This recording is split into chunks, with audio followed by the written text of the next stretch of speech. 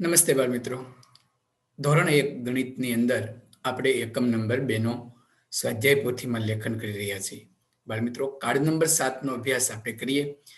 તમારી સ્વાધ્યાય પોથીમાં સામે વસ્તુ અને અંકો આપેલા છે.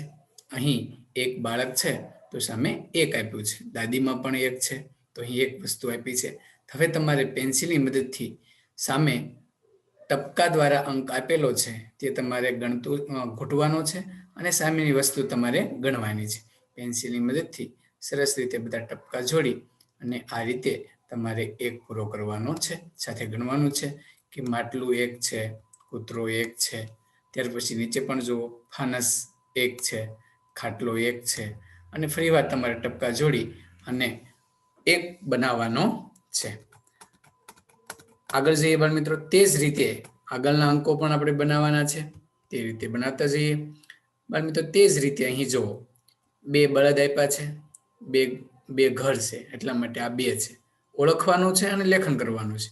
અહીં 2 ઝાડ છે, 2 માણસ છે અને આ 2 છે એ તમારે ઘૂંટવાના છે. એ જ રીતે બધા જ અંકો તમારે ઘૂંટતા જવાના છે. અહીં 2 વસ્તુ આપી છે, 2 ડોલ છે તો અહીં 2 ઘૂંટવાના છે. ત્યાર પછી 3, તે જ રીતે 3 આપેલા છે. 3 વાંદરા છે, 3 કેરી છે અને 3 આ વસ્તુ છે. તો તે જ રીતે તમારે તેમને 3 ઘૂંટવાના છે. પેન્સિલની મદદથી ઘૂંટતું જવાનું છે. અહીં 4 ફિરકી છે, 4 પતંગ છે, 4 બાળકો છે. તો 4 કઈ રીતે બને તે તમારે ઘૂંટવાના છે અને તમારા મગજની અંદર તે છાપ બેસાડવાની છે કે 4 આમને કહેવાય. હવે નીચે જુઓ બાળ મિત્રો, ફુગ્ગા છે તો આપણે ગણીએ 1, 2, 3, 4, 5 છે તો આ 5 આપેલા છે.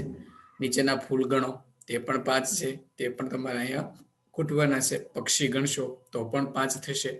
તો બાળ મિત્રો, વસ્તુ આધારિત આપણે અંકો પાકા કરવાના છે અને તમારે તેના ટપકા જોડી અને અંક પૂરો કરવાનો છે.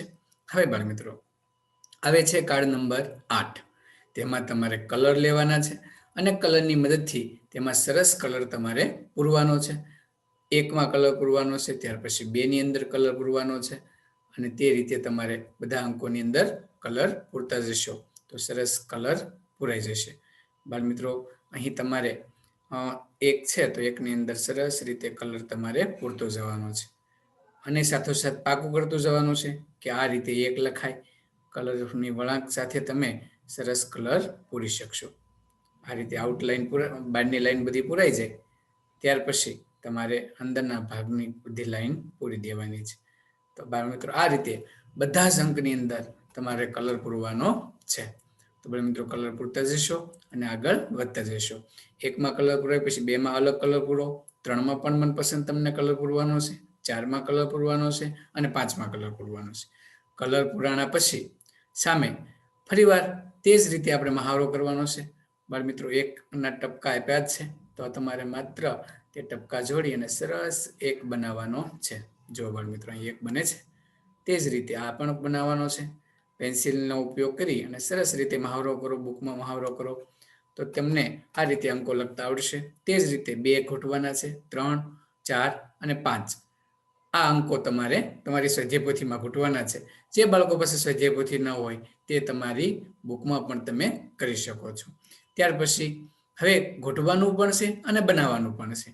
ત્યાર પછીના જે પેજમાં છે તેમાં 1 ખાનું છે એમાં ઘૂંટવાનું છે.